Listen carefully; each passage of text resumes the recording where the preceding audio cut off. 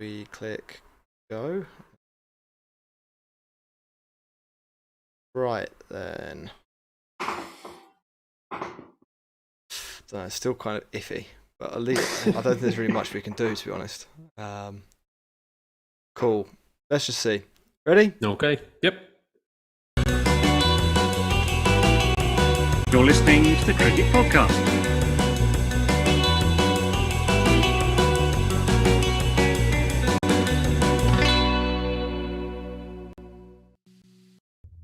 Hello, everyone, and welcome to the Cricket Podcast for day one of the 2023 Ashes. It was a romper of a day as England racked up nearly 400 runs and then surprised the world with a last-minute declaration. I'm Jack Hope, and I'm joined by Ross Legg. How are you doing, Ross, on this beautiful Friday evening? You know what, mate? It is a lovely evening. So you know what? First day of the Ashes. It's time for a beer. Yeah, Ross, England, they knocked up 400. Joe Root got another ton. Moeen Ali's back in the side. He hit a six. That was exciting. And then they made the declaration. In sum, what did you make of day one of this series? There's normally a lot of build-up to the first Ashes Test match and the very first day, and even the first ball, right? We all remember Steve Harmison bowling to first slip.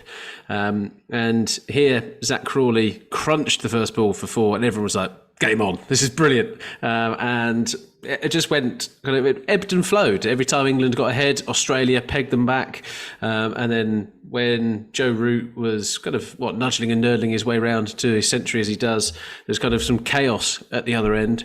As you said, Moeen Ali was back and produced probably what was one of the most Moeen Ali performances kind of expected with the bat. If someone was to say, on the scale of getting out first ball, doing kind of a brief 15 runs and then doing something silly, there's quite a lot of money you could have you're putting on those things, but entertaining nevertheless. And I think it's really finely balanced actually, even though England hit nearly 400 purely on kind of the time factor that's kind of left in the game. That's probably my take on it on things generally as well. Before we do the official summary, can you tell us what Serious Cricket is? Serious Cricket is our sponsor. So they are our cricket equipment sponsor in the UK. If you go to the website, order yourself some new gear. And we've got merchandise now. We don't advertise it enough. And I'm wearing my new Cricket Podcast top tomorrow to Edgbaston. So I'm not wearing it right now. I'm kind of this little Jesus ensemble that I've got going on at the moment. So if you go to seriouscricket.co.uk/equipment, put in code TCP23, we'll get 10% off. Enjoy. Right, Ross, second thing then. I've got a little bit of beer jealousy, as I can see you sipping away there, so I'm going to nip into the other room and get myself a fresh, cold one. Whilst I'm doing that, can you talk people through the key points of the day that we will discuss over the next half an hour or so? Of course. So England's first innings, they won the toss. They selected to bat. Stokes is typically elected to bowl first, but they were going to go and try and put a bit of pressure on the Australians, a bit of scoreboard pressure. And Zach Crawley had a point to prove. He had a bit between his teeth, and he came out and looked in rip-roaring form. Ben Duckett got out how I think Ben Duckett's going to get out a lot of this series of trying to play the shot that brings him so many runs, but is the slight little waft cut shot that he does play. Ollie Pope looked assured, but then failed to. It's fair to say his owner really. Ollie Pope is Nathan Lyon's bunny. It's fair to say, and he played all around a straight one. Joe Root was back to his imperious best. All the journalists who said, "Oh, Joe Root doesn't fit into Bat's ball. We can't do it." Here's another century that he's racked up. And Harry Brook got out in the most ridiculous fashion that I've seen in quite a while. People will say it's unlucky. Yeah, there's an element of luck to it, but also don't take your eye off the ball when you're the batter. Stokes came and went very, very briefly, and then we saw the return of Johnny Bairstow. Max and his Ben Folkes army of lovers kind of moaned and whinged around that he's been dropped for Johnny Bairstow, and then Bairstow comes in and pretty much turns the game on its head. England were looking a little bit in trouble with 5 down. Bairstow comes to the crease, 78 of 78, and really turns it back into England's favour. Moeen Ali and Stuart Broad then showing why they're quite handy 8s and 9s, and Robinson in as well. And yeah, ultimately, England got to 393 in 78 overs, which is pretty good going with some last-minute Joe Root hitting. And then Australia came out under the no floodlights. I don't think floodlights were necessary at this point because it was still light. And yeah, they negotiated what was a pretty safe passage of play, actually. And Jimmy Anderson didn't get given the new ball for the first time in a very long time. Right, lots to talk about there, Ross. And I've got my beer now, so I'm satisfied. You've not noticed, though, my fake beard. You've not, I'm literally No, sitting here. pardon? Yeah, it's fake. This is a fake. So it's Explain a new thing. this. So if you go onto Zoom now, so I don't actually have this. This is actually fake. This is AI. This is an AI beard. Oh, wow. That's incredible. I mean, there's going to be nothing to the people who are listening to the podcast instead of Well, they're watching going to have to. They're going to go on, aren't they? They're going to have to go on and look at my David Brent-esque. What an ideal opportunity to head over to YouTube and click the subscribe button, even if you never intend to go there again. Help us boost our numbers early in this series, and why not hit like as well? That is good. Yeah, somebody in the chat said I didn't know Tony Stark loves cricket, and I don't actually know who Tony Stark is, but I'm assuming That's Iron Man, mate. Okay. That's Iron Man. Oh, is that the same? Robert Downey Jr. Robert That's Downey a big. Jr. I think that's a big compliment. Is that a big compliment? Drug addict, Iron Man. You know, who knows? Anyway, let's talk about cricket, Jack. Yeah, right. I think the main talking point that I think we should discuss is the declaration. It's normally we do things in order, and we could go back and we could talk about Zach Crawley getting England off to a good start, and maybe we will. But I think the really extraordinary thing from today was Ben Stokes making that declaration. What was your take on that? Let's get our takes out there early. So I think we all know that I'm a vibes man. When it comes to sport, I'm all about vibes. I'm all about narrative, not too much into the stat side of the show. Yeah. Question: does this extend to the rest of your life? But probably. I'm quite a gut. But I'd say I'm quite a gut feel type of fella, really. Yeah, right.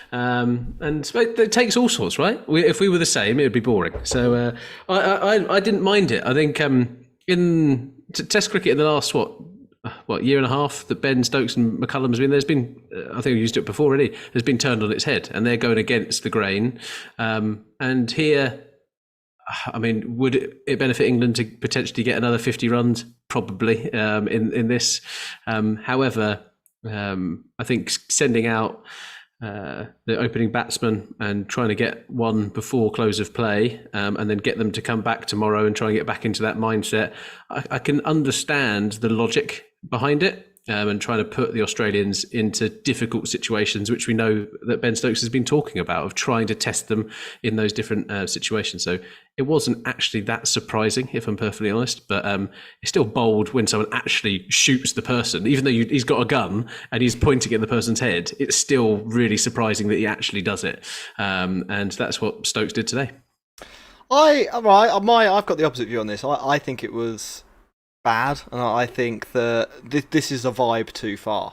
Like, I'm all for vibes when you can back them up with sort of logic and stuff, and basically I think I'm for vibes when they aren't really vibes in the strictest definition of the word vibe. Like I like vibes like telling Bairstow to go and bat like he's in a one-day game because he's better at one-day cricket than he is at Test cricket. That's the kind of vibe that I can get behind, a solid data-driven vibe. This declaration, basically, if I was going to sum it up, like if I was going to sum cricket up for us, it's a game where the objective is to score more runs than the other team. Yeah, I'm not sure how this declaration fits in to that wider objective that we're trying to pursue. Now, I know that Stokes will go on about entertainment, and there's sort of wives' tales, aren't there, around the game about how bowling at the end of the day is a good thing, and the batter has to start twice and whatever. But I genuinely don't see, with England 8 down, Joe Root starting to kind of open up, Robinson not a mug with the bat and actually looking pretty comfortable himself. I think this is one of those situations where if England carry on batting, like worst case scenario, they're all out for 393 and you get to bowl. Best case scenario, England are 450 and they bat through half the morning tomorrow and they get a mini session before lunch and then a session after lunch as well. So I just don't see beyond the kind of optics of it, which do look pretty rock and roll, to be honest, don't they? Like, it does look pretty hardcore to declare. You haven't even got 400 on the board, just be like, yeah, we're going to have a go.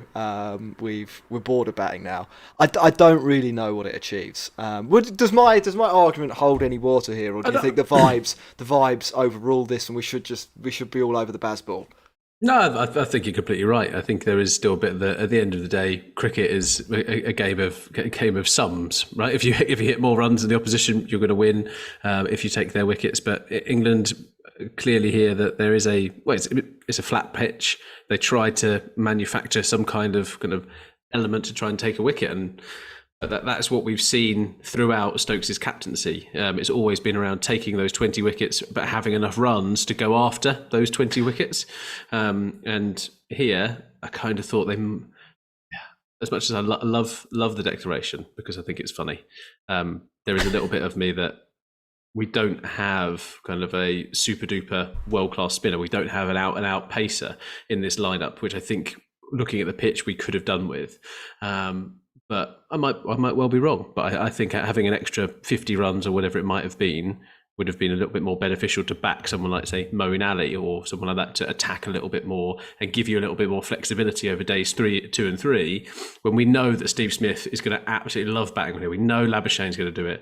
And even when David Warner came out, I'm not even mentioning Khawaja, David Warner looked in pretty fine touch, really. 2 beautiful cover drives off him and a real point to prove against Stuart Broad. Oh, he's a different beast when the ball isn't moving around, isn't he, Warner? Even in his dotage, in his old age, he can still put the ball away if it isn't moving around. And like you say, he did look good. I mean, it's not inconceivable now that after what was a pretty good day for England, I think, and you know. It's insane we're talking about this, right? Because they've nearly hit 400 runs in a day, and we started this podcast where like 150 was a great opening start. Yeah, that's true. Yeah, no, it's I think at one point in this podcast history, England had gone like 2 years with only one first innings score over 400, and I think they lost that test. Yeah, we'd fully bought into the dentry of let's see off the new ball. We then were just like Dom Sibley, fucking hell, this guy's great because he can bat a while. It goes like at snail's pace. Like we've been through the ringer as an England fans in the last 5 years, and look at us now, spoilt with the riches around us. How dare you declare on 400? Like it's a different thing. But ultimately, I think they're a little high on their own supply. I think there's a little bit of hubris to this decision, and I think in a series that is going to be pretty close, and in a series where already England have shown that with the bat they're going to be a force. Like whatever you say about today, and you can point at the pitch and you can say that Joe Root did a lot of the hard yards as he has sometimes done in the past, covering up cracks elsewhere in the lineup. You can say those things, but you also have to acknowledge that England scored at 5 and over against the World Test Championships. Have just knocked over India fairly handily, And unbelievably, it's a relentless bowling lineup. That was the bit. Every single time there was a bowling change, I was just like, oh, I forgot they had Cameron Green.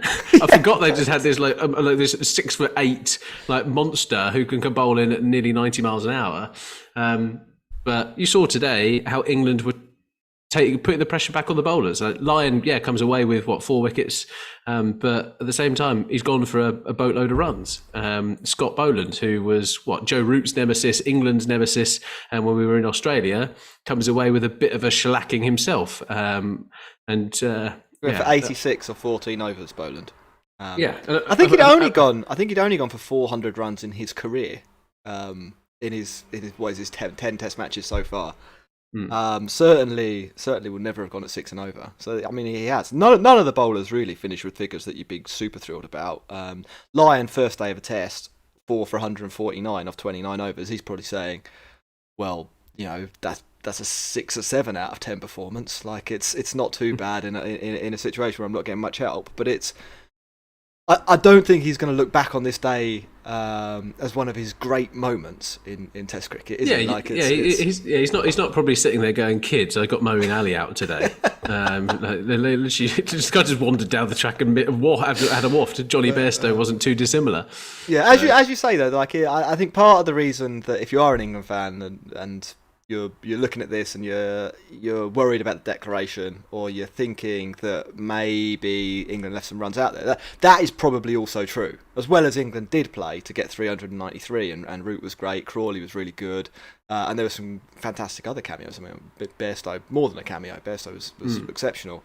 You do think on that pitch in that weather, the 450 would have been nice, don't you? It kind of felt like it was always the plan to declare today. That's how I took it. Well, I mean, like that might not have been. You might not have been incorrect. Like I think there is very definitely the possibility that they looked at that. Well, they looked at the scenario. There's a bit of weather later in the match, and did think let's make hay on what will be the best batting day. Tomorrow it's supposed to be a lot cooler, 20 degrees and cloudy most of the day, which should be better for England's attack than it would have been had they bowled today. And maybe you are right. I'd go back to the point we were sort of making earlier. Is that the most likely way to win the Test match? I think that, this isn't to say that Bazball doesn't work. Bazball clearly works. Like England have got 400. Whatever you say about this performance, 393 is decent batting. Like that is not underperformed. That is not a bad go. Could they have got 450 and really have been in a position where Australia have got very few routes to victory? Yeah, I think so. And I think the declaration and not picking up a wicket arguably leaves them in a position where the match is much closer to 50-50 than it should be. Yeah, but I mean again, it still leaves it unbelievably entertaining, right? Tonight, putting the Australians in, people just like, oh, we're going to try and get a wicket here. People were behind that. The Australians were in a different position. You've gone out, and I thoroughly am enjoying the ride, Jack. So I'm on the vibes. I'm enjoying the vibes. I'm enjoying what's going on. But there also was some classic England today, which I'd missed. Right, what we're going to do is we're going to take a break, and then we're going to talk about some classic England moments. I'd echo that, though, by the way. I think it was one of the best days cricket that you could hope to see, I think. Yeah. You saw wickets, you saw runs, you saw England get ahead early and then get pegged back and then get ahead again and then get pegged back, and then Bairstow and Root looked like they were going to be the story of the day, and then it sort of turns on its head right at the end. Let's hit the break button, and we'll be back in one moment. You're listening to the Cricket Podcast.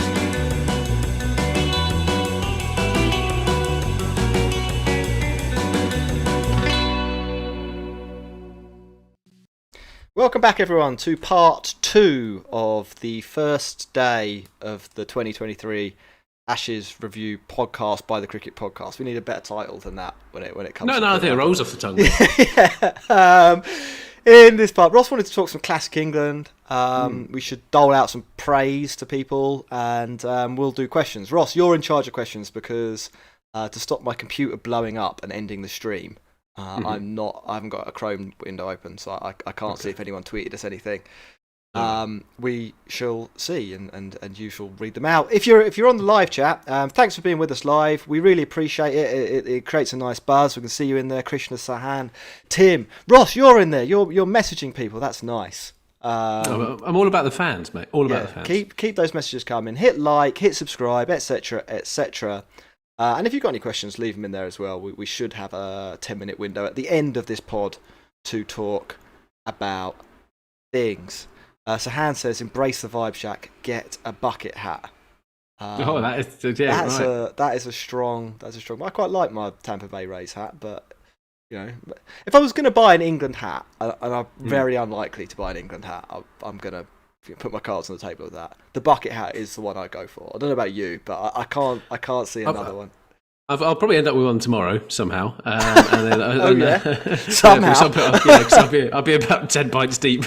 I'll be like, this is a great idea. I've got one of the two SA20 hats, haven't I? Bucket hats with random people's signatures on. Anyway, classic England. Right, what do you want to talk about? Can we talk about Joe Root first? Because that's classic England. And then we can talk about other bits. Like, Joe Root finishes the day. I can't remember the exact score. I haven't got it in front of me. 120 or 118, something like that. Not out. Boosts that average up to near 51 now. England's greatest of all time. His first Ashes century in, I think, 8 years, Ross. Maybe 7 years. Can't remember. One of those two. Maybe 8 years.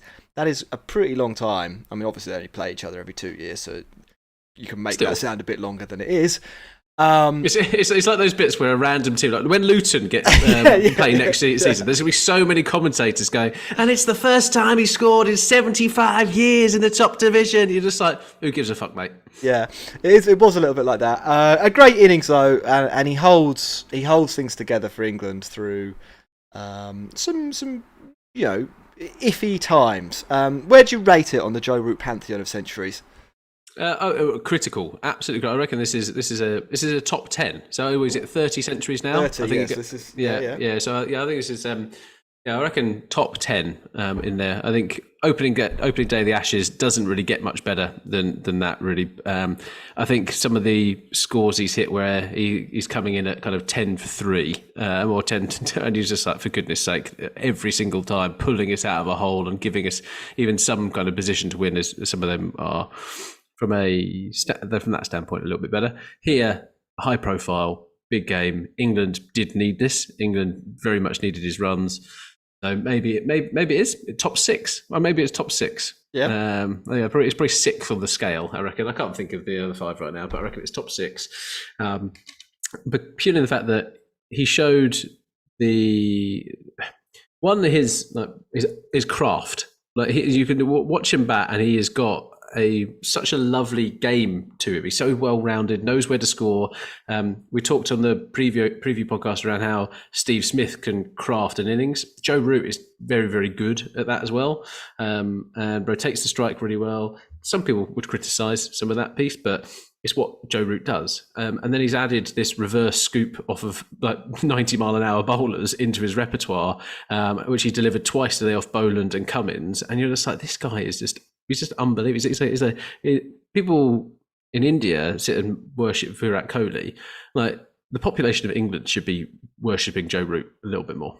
He is exceptional. You talk about the reverse scoop that he's added to his game. I think that's sort of what's most remarkable. He's the wrong side of 30 now, which means he should be rubbish. But the guy just adds things to his game, and I think they were talking a lot about how he's changed his interception point. Like he's now batting much further outside of his crease to try and. So it was 60 centimetres. Or 63 he's basically playing a completely different style of cricket, and he's made that change in sort of 4 years when his game should have probably solidified, and that shows what it takes, I think, to be one of the greatest, England's greatest. It is that adaptability, it's the ability to work and be critical of your own game and to constantly look to improve it. And every time you see him make a ton, you think this is the best he's ever batted in a way, and it's like he's getting better and better. And I don't disagree. I think the piece to me is the massive England fans who are hell bent on saying that the county championship is the best thing since sliced bread. Like, Joe Root has gone away to the IPL this year, got away talking to different people, come back, and how much confidence does he look like he has, right? And like the ability to go play that. Rajasthan have done this. Well, no, I'm not saying it's right, but I'm just going and being in different environments. It's like people who would like refused ever to get a passport because they never want to leave kind of a place in England. And it's just like, no, you get better by going and travelling. You literally become a more rounded person, blah, blah, blah. And I think that Joe Root going off and doing stuff like that, and as you say, always hungry to improve his game is kind of what keeps you at the top. You saw, if we're going to compare it from the Aussies who listen to the podcast, Steve Smith isn't the same batsman he was who started his career as a leg spinner. He's also not the same batsman who was smashing everything around 5 years ago. He adapts, he improves, and he tries different things out, and no doubt he's going to be a real pain in the arse for England this series. And Joe Root is having to do the same because bowlers are always doing video analysis, seeing how they can get people out. Pat Cummins had the number on him, Boland had the number on him, and today he was absolutely faultless. Krishna has come in with stat of the day here, I reckoned. Joe Root was 17 centuries at the start of 2021. He's just reached his 30th, so that's 13 tons in just a little over 2 years, which is pretty good going. That is pretty phenomenal. What was the bad then, Ross? We had some classic good England with Root. We had some classic not so good England with some of the other guys? I'm going to start with the very English brass neck. Okay. And that was shown by Zach Crawley, where the ball cannoned off his finger. Like, literally, he almost broke his thumb. He literally just stood there and was like, nah, I'll see if I get given out. And Zach Crawley, to be fair to him, like, he looks in good touch today. Like on a flat deck with his Grey Nichols bat, he looks like he belongs at that level, and was taking it to all of the bowlers, if we're being perfectly honest. And it was a ball that just kind of raised a little bit on him from Boland, and yeah, it just is what it is, right? But I thoroughly enjoyed the fact that he didn't walk. People will sit there and be these little kind of majesties of the spirit of the game and all that shit. Like, never walk. Like, absolute bollocks. And Mariah Rasmus was just like, no, I don't think that's out either. I'm literally like, if he's not walking, I don't think this is out either. And unfortunately for England, DRS exists, because it would have been Pope wouldn't have been given out, and Crawley wouldn't have been given out. But then at the same time, Joe Root would have been given out because he gloved it first in the LBW. So I just enjoyed another bit where it reminded me of Stuart Broad not walking to Ashton Agar and going to Clark at first slip, and I was all in for it. Yeah. Anything else that you thought was notable from the England batting? Harry Brook getting out. Yeah. So Harry Brook again got dropped by Travis Head, who had a tough day. It's fair to say, dropped a catch. I think he misfielded twice or three times. A couple of them went to the boundary. It wasn't quite at the races, the old mustachioed Travis. But Harry Brook getting out. The ball was come in, and I'm sure everyone's probably seen it by now. But when we hit him on the thigh, ballooned up, and he just kind of keeps his head down, kind of just like, nah, this is going to be fine. And yeah, look, it is unfortunate, but surely you're looking around. Surely in that situation, you're like that. He literally just goes, nah, I'm fine. Just continues looking at the dirt until he hears it hit the stumps. And that was a big. I think that was a real moment in the game where he was looking good. He was looking good. It put England under a bit of pressure. Stokes then got out immediately after. And yeah, for all the people saying it's what a freak dismissal and all that kind of stuff, I kind of think it was Harry Brook's own fault. Yeah, I mean, I think that's sort of partly true. Well, it was certainly a freakish dismissal. I thought it was emblematic in some ways of the day. It was a kind of an England player that did well, and then was a little bit unlucky or a little bit unfortunate or a little bit stupid, or maybe a combination of those things, and got out. I think you could probably say the same about. I mean, Stokes didn't get in, but I think you'd say Stokes didn't play a very good shot. And he actually started in quite circumspect fashion. It wasn't like he tried to crash 10 boundaries. He was leaving the ball and stuff, and then he kind of got bored. I think Hazelwood just did him over. Maybe. I mean, that's a fair. It was a nice piece of bowling. Moeen Ali clubbed a couple of sixes, or a six, and a couple of boundaries. Looked in pretty good touch, and then just went walkabouts. Bairstow a little bit as well. And you kind of think, maybe there was 500 there for England. Well, no, I mean, like you kind of think that either there's some runs left out there, or maybe we're not giving Australia enough credit with the ball, or perhaps England just didn't have the rub of the green. It doesn't take that much for the ball to hit Brooks' foot and fly wide of the stumps, or for Bairstow to get inside edge on the one that he missed, or for Moeen to slash it over slip. He swung hard enough. It's all of these things are not necessarily preordained. In hindsight, it looks like they were bound to happen, but that is not necessarily the case. And I think in some ways it was kind of credit to Australia that they managed to hang in with England. And I thought Australia's tactics were quite interesting all day, actually. We called it last night, right? When we were doing the preview, saying, look, I reckon they're going to go with some pretty jazzy fields that we wouldn't have seen before in their response to it. And lo and behold, 8 overs in? Under an hour in. 2 people back. Under an hour in, they had 4 men on the boundary. And what that did was massively suppress the number of boundaries that England were hitting. Like, if you look at what they've done under Bazball, they've hit a shit ton of boundaries, and that's helped them score at 5 and over. But what it also did was meant that England could score loads of singles. And I don't know if you heard the stat before lunch. I think it was the most singles on a day one of a Test match, or the first session of a Test match ever.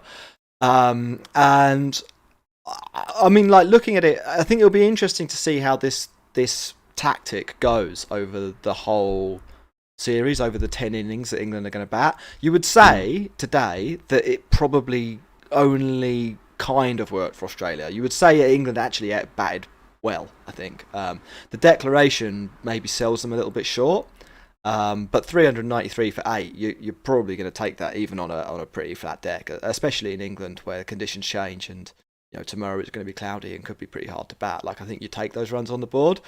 However, Australia will also say, well, look, we got 8 wickets and we had them 175 for 5, so we were 1 wicket away from really being in amongst it at one point in the match. I don't know what you made of it, like going to we're going to concede loads of singles but prevent the boundary approach so early in the match. Did you think it was a bit negative, or do you think it was clever? I thought that there was a lot of stuff that the word rattled kind of came out on kind of Twitter and all this kind of stuff. In Australia, that were just like, oh, we have to do something here. I think what we'll end up seeing is a bit of kind of a hybrid to it. We'll see kind of some different plans coming in for the different batsmen as they go through. But England have done this by sheer force of what they've done over the last 18 months, right? Underneath it, they have forced the world test champions. Let's not forget that, right? There's the best test playing nation in the world to go to what were some pretty negative fields. Like Ricky Ponting was spitting feathers on commentary. It's just like, what the hell are they doing? And it meant that the risky approach that they were taking to trying to smash boundaries and all this kind of stuff actually ended up being just like, well, we can take 3 singles and over and actually get the same kind of result of risking kind of flashing outside off stump and potentially nicking off to one of the 4 slips and the gully that's kind of waiting. So I think it was a mental win for England. I think England getting pretty much 400 runs on day one is also a massive thing, but Australia will come out of it, as you said, thinking that we're still well within this contest. They've got a good batting lineup. It's a good pitch.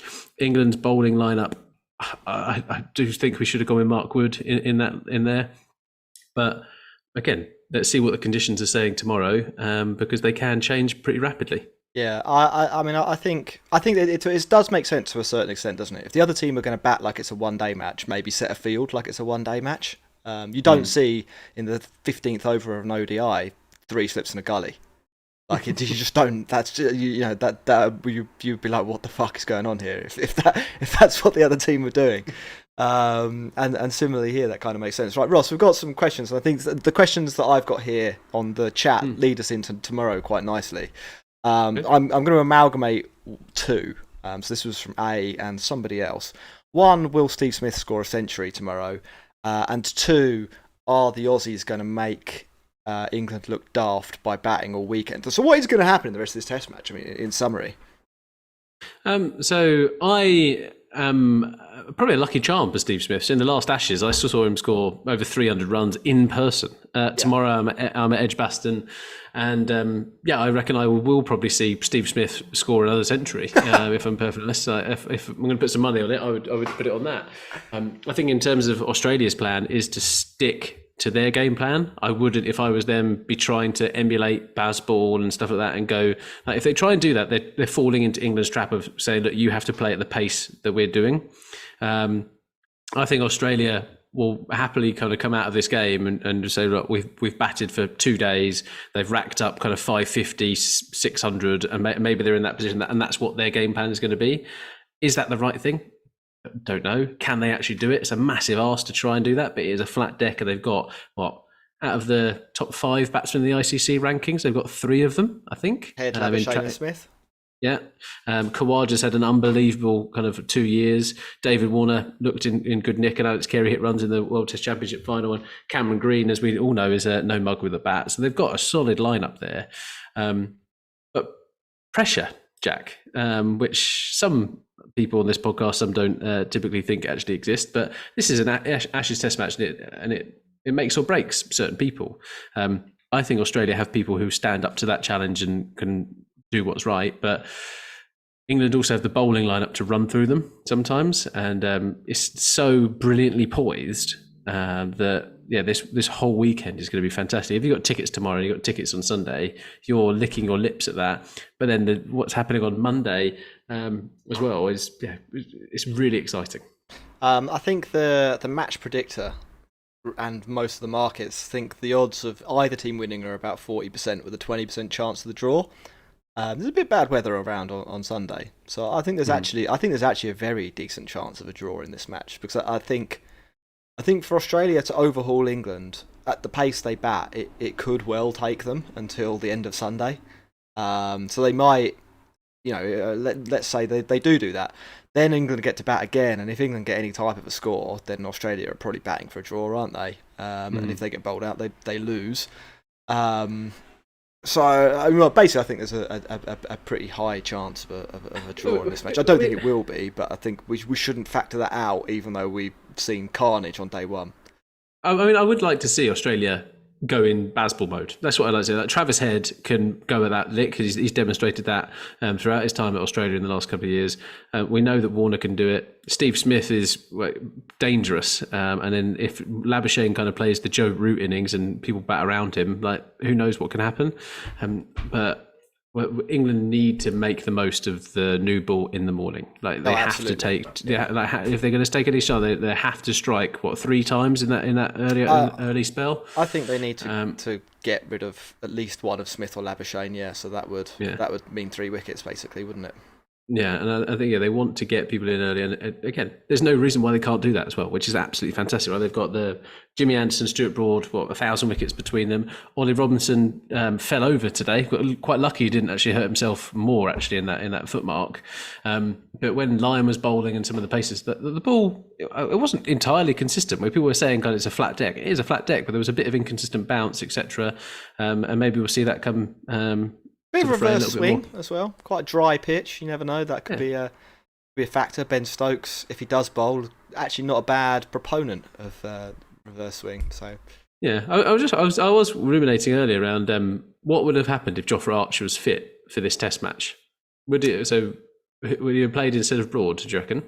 I think there's a decent chance he'd have been in the side. Yeah. I don't know. I mean, like, if Jofra Archer is fit, then definitely. If Jofra Archer hadn't had a recurrence of the injury and had played a little bit of the IPL, I don't think they'd have played in this Test. I think they'd have wanted to see him, in a county championship match or a second 11 game, just to get through a workload and prove that he can. A bit like the last Ashes, actually. Yeah. But so I don't know. Ross, do we have any questions from Twitter? From the Truth Blood, questions for your pod. Will Steve Smith hit 150 or 200 on this pitch? If I see him hit another double century, I did that at Old Trafford. That was painful. I actually think that Steve Smith batting, getting 100, would probably bad for Australia's chances of winning the match. He scores so slowly these days that I think he'd... Like, what Australia want, if Australia are going to win this match... bearing in mind that I think that we'll lose 2 sessions to rain, I think they need to see a lot of Travis Head and probably quite a lot of David Warner and maybe a bit of Cam Green as well. I think they're the really dangerous players. Smith 100%'s got a century in him, and I'm not saying it wouldn't be a match-winning one, but his rate of run scoring is significantly lower than it was in 2019. Like, his strike rate's fallen quite a lot. You'd expect to have to see him bat nearly all day, which I hope you don't have to. I mean, I don't think I'd be able to suffer that myself.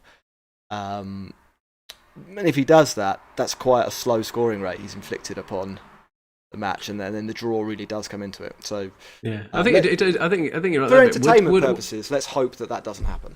Yeah. So after today's play, would Australia actually be happy coming away with a draw? And I reckon maybe it's in that category of. Yeah, I genuinely think yes, until the declaration.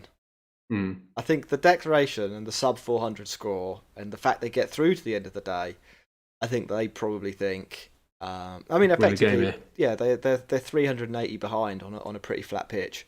They'll back themselves to score 300 tomorrow, unless somebody really does get bogged down, like I suspect Smith might.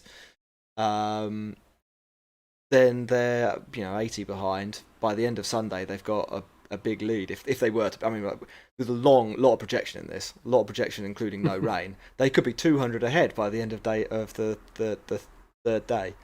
I think they probably thought they were going to be looking at 450 when Root and Robinson were looking quite good. So yeah, I think it's very fair. Last question from me, Jack. Moeen Ali and how big of a role he plays tomorrow, considering kind of, even though Lyon went for a load of runs, he did seem like he was one of their bigger threats today. I think he will bowl quite a lot unless we see an extended vigil from Smith and or Labuschagne.